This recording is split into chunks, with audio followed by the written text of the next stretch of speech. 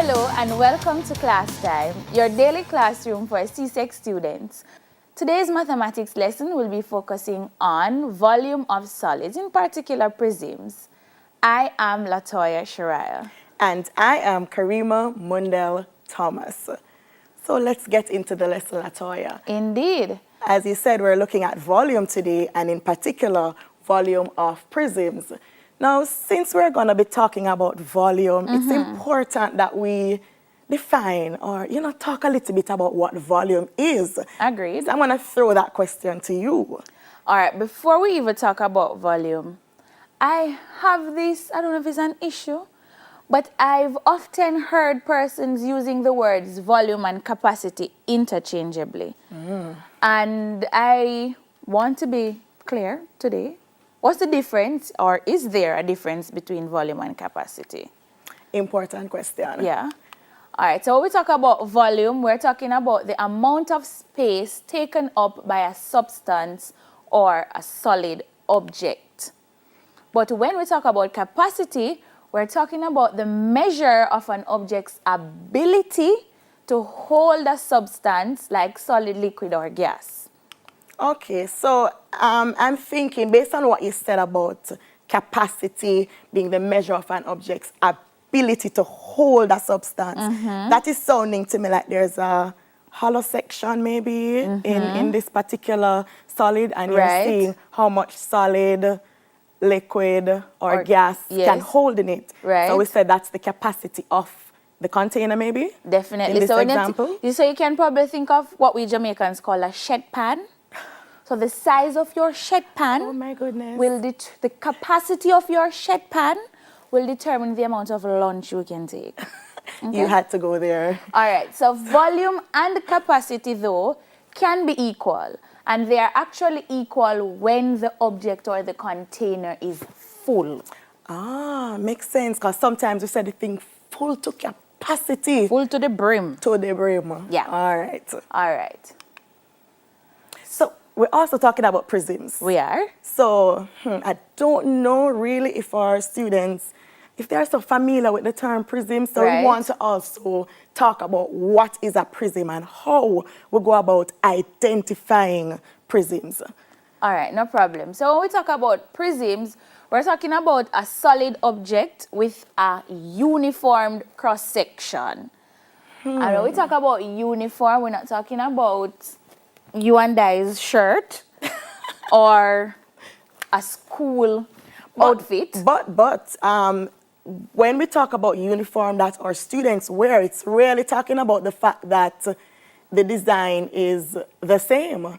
And so we can talk about uniform to be referring to sameness. Identical. Yes. So when we talk about the object having a uniformed cross-section, and we're going to touch on the cross-section in a minute when we look at our demonstration, but the uniformity of it is that as you cut along the length of the prism or the height, depending on the orientation, and we'll talk a little bit more about that in a little while, you're getting that same shape, identical. Mathematically, we say it's congruent. Right. All right? So that's what we mean when we talk about uniformed cross-section. Now, as we said earlier, the cross-section is the same along its length or height, depending on its orientation, and the shape of the cross-section actually gives the prism its name.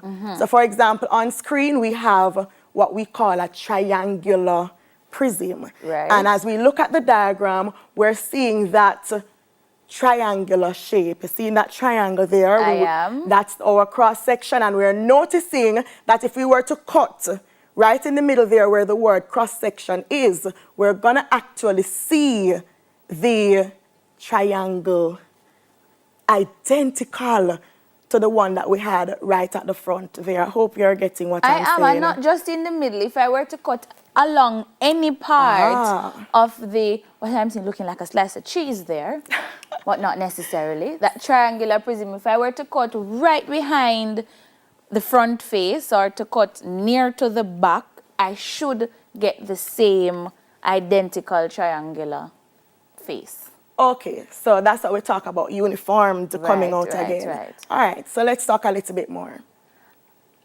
So the faces of the prisms are all polygons. And what are polygons again? Well, when I was going to school, they said it was a many-sided closed shape. All Is right. that go? Yes. Okay, but I want to zoom in also on the word faces. All right, so if we were to look at some of these prisms that we have on set, when we talk about the faces, so this one is an open prism, so one of the faces is missing here, but we're talking about these flat surfaces here. That's what we're referring to when we talk about the faces. So the faces of the prisms, they are all polygons. Right. And we can see that those are all rectangles. In this case, yes. Yes. All right. So for the triangular prism, we would actually have two faces that are triangular.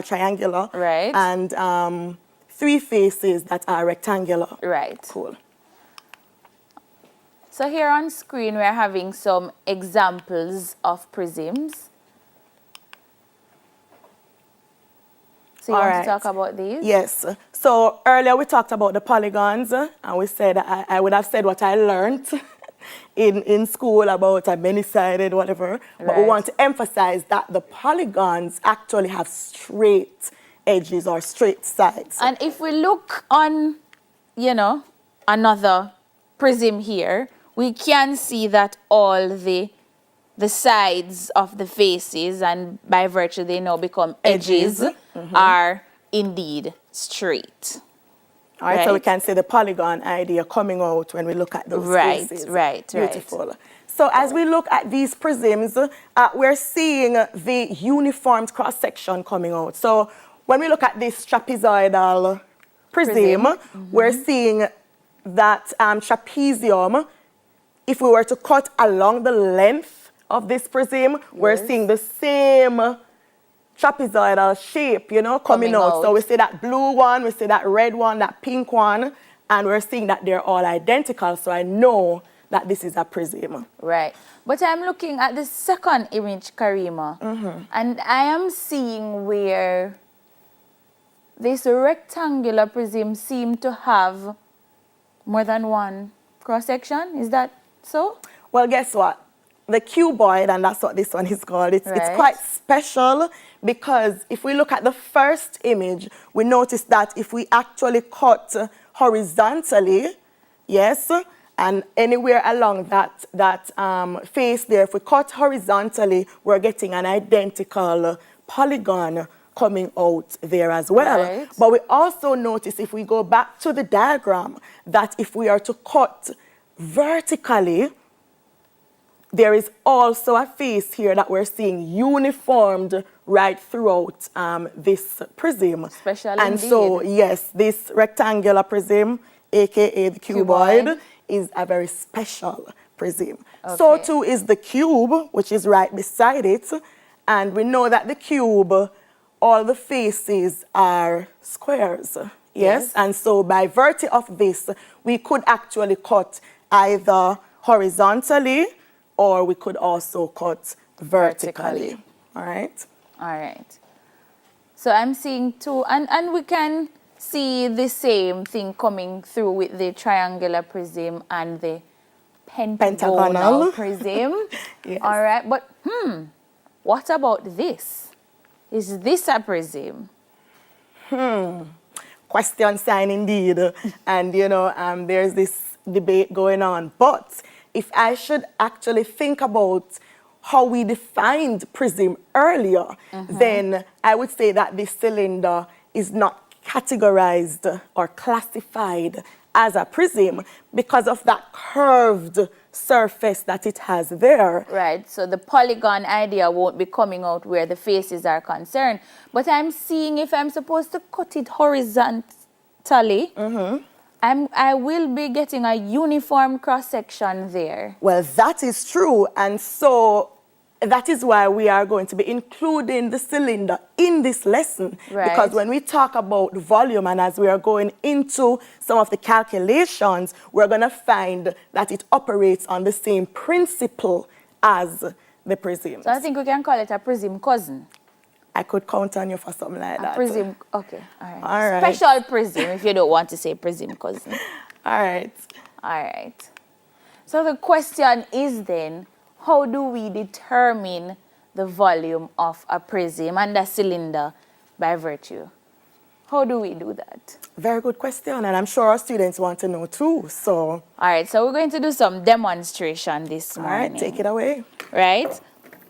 And I'm going to use, I have some, if you look, they're called tiles, but if you look closely, let me just turn it there, it actually has some depth, some height, which means that this is no longer a square, but it's now a solid. The mere fact that I can hold it, right? The mere fact that I can hold it, it is now a solid. And we can call this a cuboid. It is indeed a cuboid, right? Rectangular faces, right? So what I'm going to do, I'm going to stack, I'm going to use my tape to ensure that I hold it in place. And I'm going to stack, oopsie, all of these are same size. Trust me when I tell you that they're all same size, all the same. So I'm going to stack them in a horizontal way. And I'm going to use this stacking to now create a new solid. So we're going to pretend as if when I stack it, they're all going to become one, so to speak.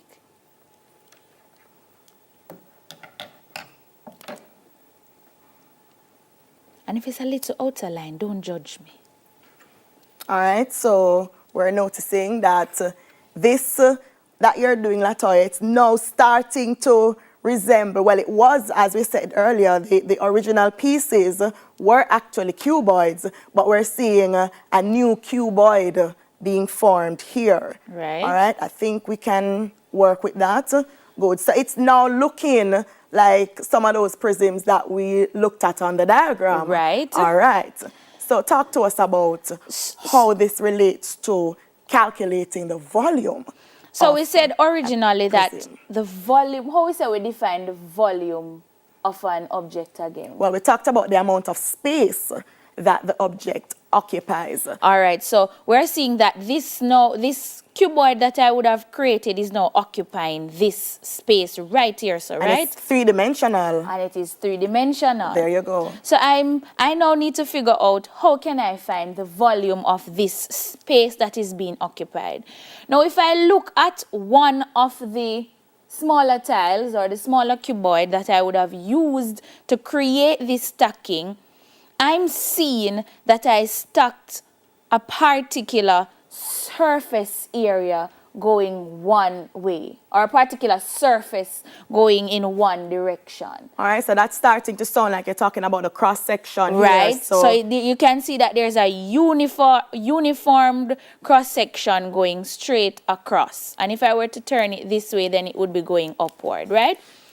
So I'm saying to myself then, okay, maybe I can use the area of one of these tiles and the face for now the cuboid that I created here, and I'm looking at how many of the tiles then did I stack to get a height or a length in this case based on the orientation. Okay. So I'm seeing that I have a particular area, and that same area is going across to a new length. Okay, I see what you're saying. So we're talking about the cross-section there. So we would have talked about cross-section earlier. Right. And so you're saying to me that you could find the area of that cross-section that you're seeing going throughout the shape, pretty much the uniformed cross-section that we talk about. So based on what you're saying, I would need to know the length of that cuboid that you just created. Yes. And once I know that length, what am I to do with that now? So I said how many of the tiles did I stack? But remember that each tile would actually have its own height, because as I said, it's now a solid. So when I hold it, I can hold it in my hand, so it actually has a height. So say, for example, the height was 1 millimeters. Millimeter, yes. Right? So the height was 1 millimeter. By virtue of me having 1, 2, 3, 4, 5, 6, 7, 8, 9, 10, 11, 12, 13, 14. I now have 14 of the smaller cuboids stacked.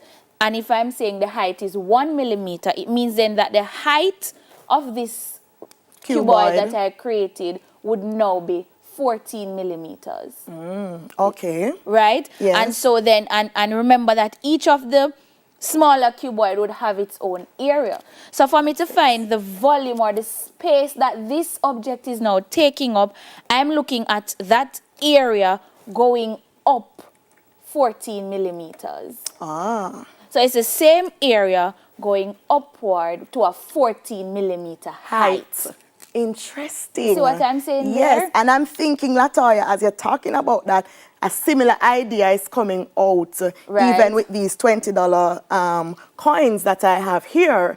Only that in this case, the cross-section that we will be talking about is now in the shape of a circle, so it's circular. And so with the same stacking idea, if I stack very many of these $20 coins, I'm actually getting a cylinder forming here. Similar to what you would have. You have a cuboid and mine is stacked to actually form a cylinder. And the idea is the same. So you're having a same area stacking to a particular height. Okay, beautiful. And earlier we talked about orientation and you mentioned it as well, that if my cylinder is lying this way, then we talk about the length of the cylinder, the length of the prism.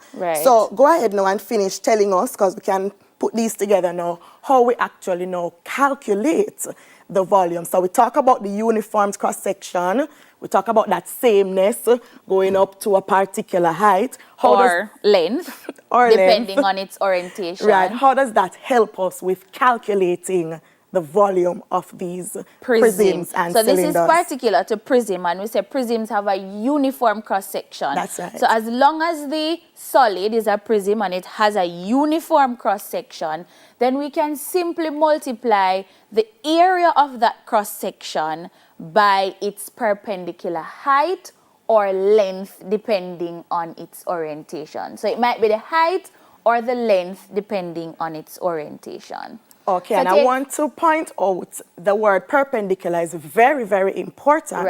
Because this height that we're talking about must actually form a right angle with that face that we have identified to be the cross-section. Good. So it is, in this case, if I were to turn my stacking in that orientation, it would be perpendicular to the table. All right. Yes. All right, and then if I turn it this way, then we'll have a length there. Okay, but that length is still perpendicular to the face that we have identified to be the cross-section. Or that shape. So going back to our cuboid or rectangular prism with a special name, if we are finding the volume rather, first we find the area of the cross-section. And in this case, the cross-section is a rectangle. All right, so we are using the yellow face here, because remember we talked about the rectangular prism being very special. So we're identifying our cross-section to be the yellow shaded part of the prism. And so to find the area of that, we're multiplying its length by its width. So we're multiplying length by width. And as you rightly said, to complete the calculation for its volume, we now need to multiply that result by the perpendicular height, which is labeled with the letter H there. Fabulous. And the sentiments are the same for the cube, because we know that the cube is a special rectangular prism as well. So it's the same. Now, what makes it special, as we would have identified earlier, the 3 dimensions, the length, the width, and the height, perpendicular height, they are all the same value. Because we talked about the faces being squares. And so when we're calculating our volume, we may actually say length multiplied by length multiplied by length. And we know from indices that if we're multiplying the same number, or the number of times that we write a number as a factor, we can actually use indices to write that. And so the volume of a cube can be found by cubing its length, all right? Yes. Or length cubed, Yes, all right? yes. Yes. All right, so what about the triangular prism now? Similar idea, Right. idea. So we're looking here at the cross-section being a triangle. And if we can recall, to find the area of a triangle, we need to know its base. Well, one of the ways we can Right. use base multiplied by its perpendicular height. And in this case, we're talking about the perpendicular height of the triangle. And of Right. course, we multiply that by the height of the prism. So we talked about the triangular prism and the fact that the cross-section is in the shape of a triangle. And so to find its area of the triangle, it's half base multiplied by its perpendicular height. And note that this height is the height of the triangle. Good. Right. And then now to find the volume of this prism, we're going to have to multiply that result by the perpendicular height. And that's the height the of prism. the prism. Beautiful. Right. And we also talked about the orientation being important, Yes. because sometimes, depending on how the prism is placed, we may actually refer to that as the length, which is Right. why we have perpendicular height or length of So the if we prism. have a vertical orientation, we're talking about its height, while if we Alright. have a horizontal orientation, we're talking about its length. Beautiful. So now we're moving on to the prism's cousin, cylinder, from down the road. All right, so we did say earlier that it operates on the same principle. Right. So we notice here that the cross-section is actually circular. Right. And so we know how to find the area of a circle. Easy peasy. Easy peasy. Pi multiplied by r squared. Right. Right. And once we have calculated that area of the cross-section, we now need to multiply that result by the perpendicular height. Remember, this is the height of the prism. And we talked about the orientation earlier. Right. So we may actually speak of the perpendicular height as the length depending on the orientation of the prism. So All right. Whew. I think we need to put that information to use. that's right.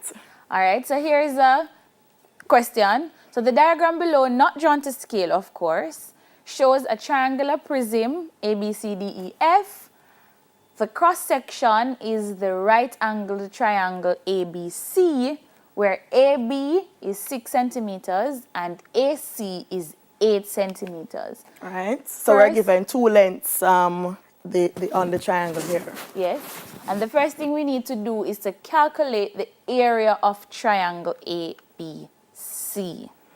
Interesting, because we just talked about area of triangle earlier Right. when we came in from the break. And And there's a then- second part. Okay. Yes, we then need to find the length of the prism if its volume is 540 cubic centimeters. All right, so let's tackle them one at a time. All right. So let's talk about the area of triangle ABC. Now, as was said in the wording, it's a right-angled triangle, Yes. and I'm also seeing that coming out on the diagram. So I know that its base here, based on its orientation, the base of the triangle is 6 centimeters, and the length of the height there is 8 centimeters. Right. And so we're pretty much substitute those values, good. And once we calculate correctly, our area here would be 24 square centimeters. Indeed. The second question asks us to find the length of the prism if its volume is 500 cubic centimeters. 540. 540, glasses problem, Okay. cubic centimeters. All right. So in this case, so I see they have flipped it on us. They're not Right. asking us to calculate the volume. Right. They're actually giving us the volume and Yes. asking us to calculate the length of this prism. Now, if we remember correctly, as we did in our demonstration, we found that the volume is equal to the area of the cross-section multiplied by its perpendicular height or length. Right, and in this case, we have a length. Length, so we can use that up, not true? Yes, we can. Yeah, man, so let's use that up. So here we're substituting what we just said. So where volume of prism is, we already know that's 540 cubic centimeters. The area of the cross-section, which is a triangle, we just calculated to be 24 square centimeters. Yes. And perpendicular length is what we're finding. Yes, indeed. So we pretty much need to make L the subject of the equation. Cool. And to do that, we're basically dividing both sides. Let me point that out. Both sides are being divided by 24 square centimeters. And so we have a length of 22 and a half or 22.5 centimeters. And I just want to point out that the length of the triangular prism is measured in centimeters. So you notice that we would have started with cubic centimeters. Because we talked about area. volume. We talk about the area, which is square centimeters, and now we're just being asked to find the length, which is a one-dimensional measure. Right? And that's centimeters. Cool. Just pointing that out. Very important point. Students mess that up all the time. But let's do a CSEC question. And this question was taken from the May 2015 paper. So the diagram below, not drawn to scale, shows two cylindrical water tanks, A and B. Tank A has base diameter 8 meters and height 5 meters. Both tanks are filled with water. Take pi as 3 and 1400ths or 3.14. And we are to find the volume of tank B. The volume of water. Of tank B. All right. So interesting that they asked us for the volume of water in tank B because we need to recall that in the statement, they told us that these tanks are full. Yes. So we know that water takes the shape of whatever container we pour it in, right? Yes. So then if we're finding the volume of water in tank B, we could actually just find the capacity of tank B. The capacity of thank you, because it's full to capacity. It is. All right, so let's see how we can do that. So we first need to identify what shape. All right, so the solid here, or the prism, let me take that back. The solid here is a cylinder. Yes. Right, and so we know that the cross-section is circular. Yes, and we also have the height, because we're looking at tank B, height of 5 meters. But I want to zoom in, Latoya, because when we looked at the question, it gave us that 8 meters as the diameter. And according to or deriving earlier, we find the volume of a cylinder by using its radius. Right, because when we talk about area of circle, it's actually pi multiplied by r squared. Radius and squared. So we have to be very careful. Students make this error all the time. They are given the diameter and they use it as the radius. So you're saying it's not pi 8 squared? No, darling dear, we need to find the radius. Remember that the radius is half, or the length of that radius is half the length of the diameter. True. Yep. So radius in this case would have to be 4 meters. And so we have our formula. We're just substituting our values.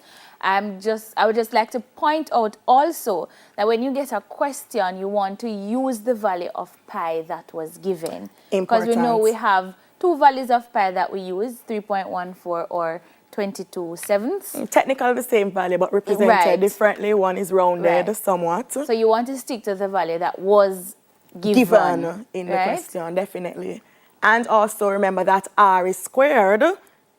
Yes. And so that 4 meters, we must have 4 meters multiplied by 4 meters. Right. All right, just pointing that out. And then when you would have multiplied all these numbers, you should get 251.2 cubic meters. Now, Karim, I have a very important question. I'm seeing where we have cubic meters here. But I also, so is it a case where I multiplied the 3 m's together? No. That's a common error too. Good thing you point that out.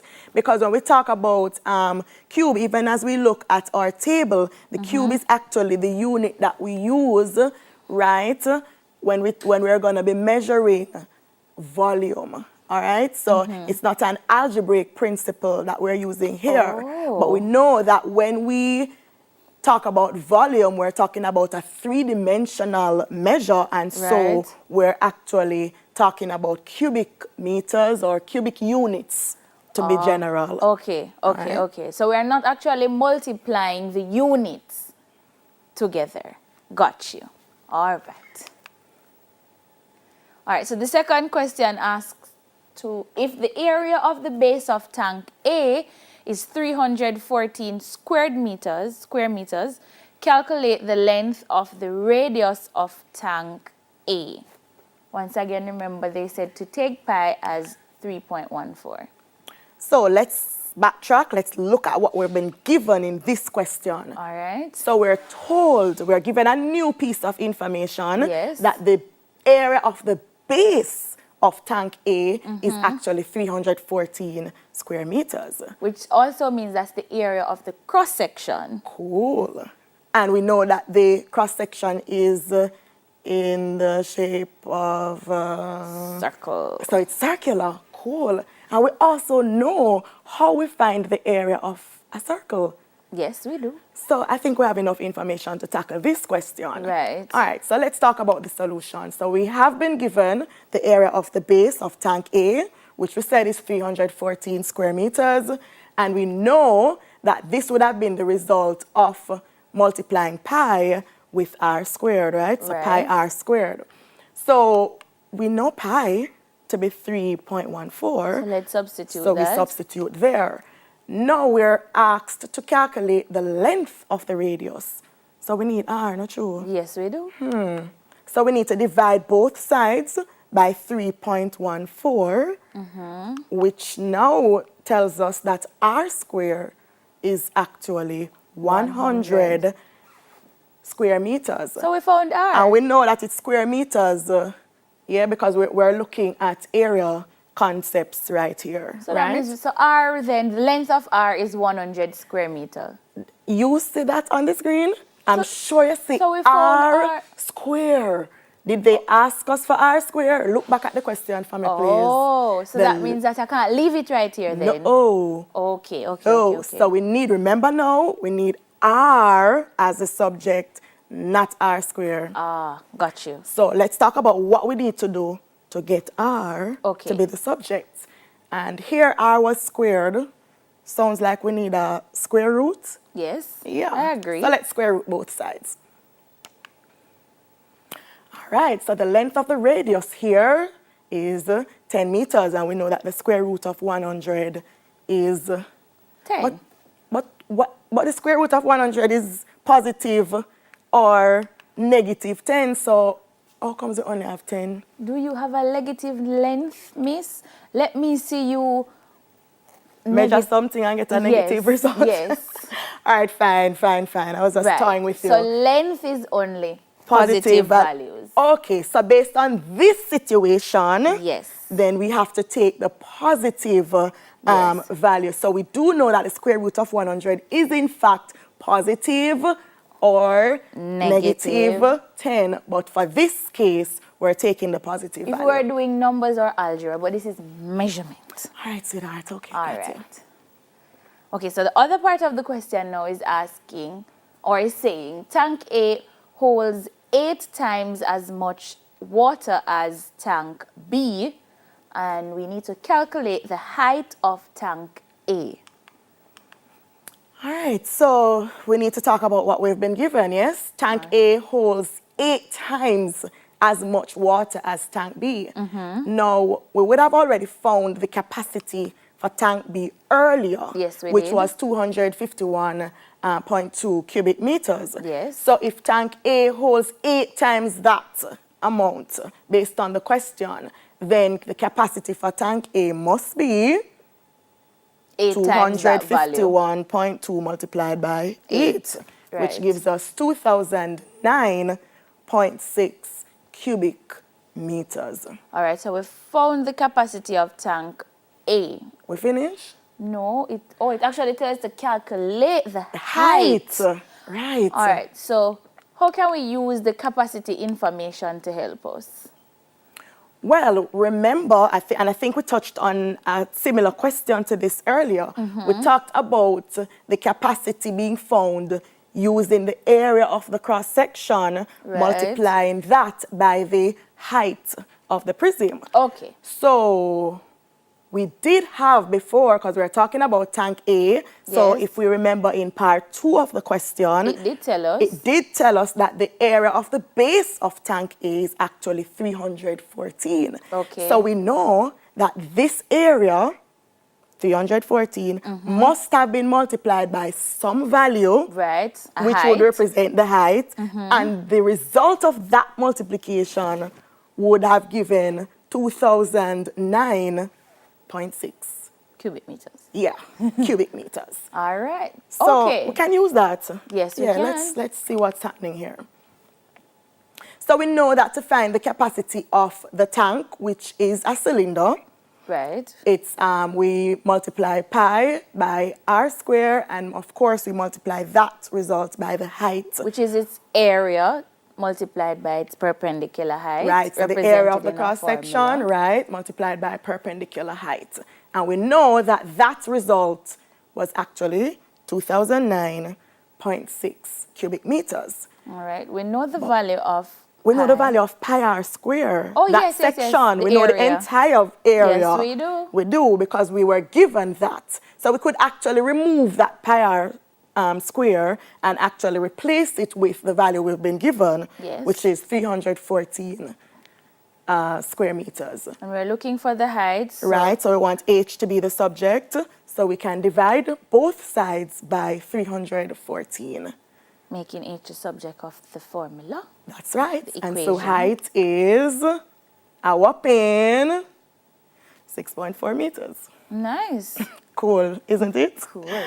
All right, so, you know, I'm happy for these questions because they help us to show to the students, you know, the various ways that questions can be asked of them, where they have to use the volume, which may sometimes be given, to actually calculate another dimension or a dimension of the prism. But what is most important for me about this question in particular, Karima, is that the students must pay attention to the information that's given.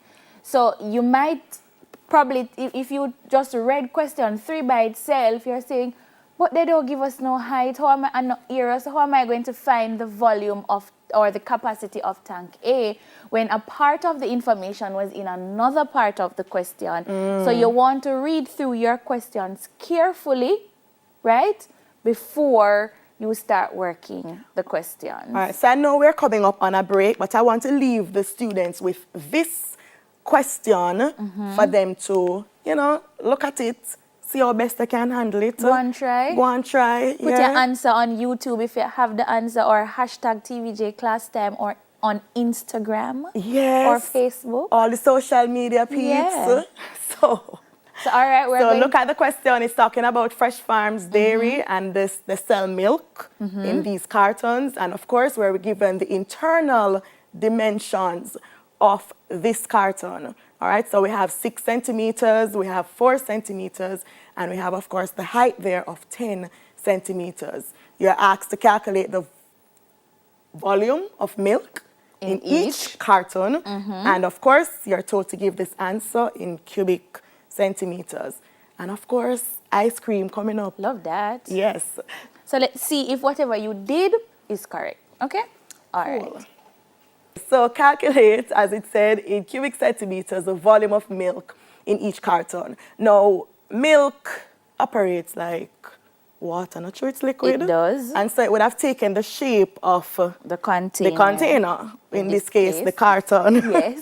All right, so pretty much once we find the capacity of the carton here, then we pretty much have the volume of the milk. Cool. Indeed. So this being a cuboid, we know that to calculate the volume, we would be using length multiplied by width multiplied by the height of the carton. All right, so we're pretty much substituting those values here. So But we remember earlier we were talking and we said that the rectangular prism, in this case a cuboid, very special, and we have to pay keen attention when we are identifying the dimensions. So what will be the length, what will be the width, and what will be the perpendicular height in this case. All right, so based on how the prism, the orientation, right. I'm thinking we could take 10 centimeters as the height of the prism. Right. And so we're going to be taking our length and width to be 6 and 4, using those dimensions that are at the base of the prism there. No problem. All right, so we have 6 centimeters multiplied by 4 centimeters multiplied by 10 centimeters. And that's a pretty easy multiplication. So we have 240 cubic centimeters. And remember, we talk about volume, three-dimensional measure, yes. talking about cubic units, yes? Ah, my favorite part. So Ice a recipe for making ice cream requires 3 liters of milk. Okay. How many cartons of milk should be bought to make the ice cream? Liters of milk. So wait, we were talking about centimeters and cubic centimeters. How we reach a liters? Just about to ask that. But then there must be a way that we can convert. Wait, liter. Yeah, man. Something seem like it coming back. Yeah, man. We learned something, Latoya, in class that 1 liter is actually equivalent to 1,000 cubic centimeters. Yes, that's it. See, that's why you must listen when teacher teach. There you go. So we have to pay keen attention to this piece of information, because if we looked at the volume of milk in the carton, we calculated that in cubic centimeters, and now we're being told about milk in liters. So I think it's best to convert this 3 liters of milk to cubic centimeters. So I would just want to tell our students that this is one particular piece of information you want to store somewhere in the back of your brain, that 1 liter is always equal in the back of your brain where you can retrieve it. To 1,000 cubic centimeters. Should in case you get a question asking you to convert from cubic centimeters to liters. So remember, 1 liter is equivalent to 1,000 cubic centimeters. Don't forget, Right. So let's talk about the 3 liters then. All right. So if 1 liter is equivalent to 1,000 cubic centimeters, then 3 liters would be equivalent to 3,000. Yes. Right. So we're multiplying by 3 here. So 3,000 cubic centimeters. So that's the amount of milk that is required for the ice cream. Okay. So let's talk about how many cartons now, because guess what?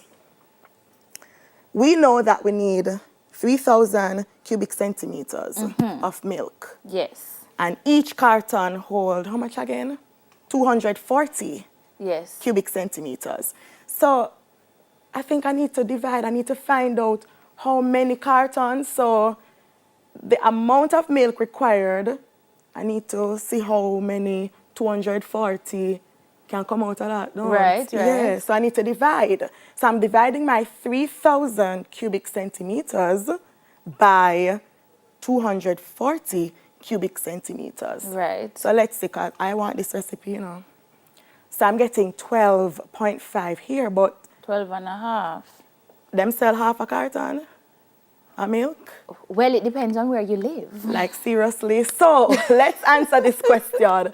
How many cartons of milk should be bought? All right, so you're going to have to buy 13. No arguments, Latoya. You're going to have to buy 13 because we cannot get in our supermarkets half. I could have asked my next door neighbor for half. Okay. But that's not what it questions. It's buy buying. All right, no so problem. 12 cartons of milk should be bought. So remember, students, look carefully at the question that is asked of you. Definitely. Yes, they asked us how many cartons should be bought. Pay attention. Don't leave your answers 12.5. you must buy 13. Because the shop not going to, well, let's assume the supermarket not going to give you half a box of it. All right, so let's wrap this up with a quick summary, right, of what we would have looked at today. So we mentioned in our lesson that volume is the amount of space, right, taken up by a substance or solid object. Yes. That's important. And the capacity refers to how much that container or object can hold.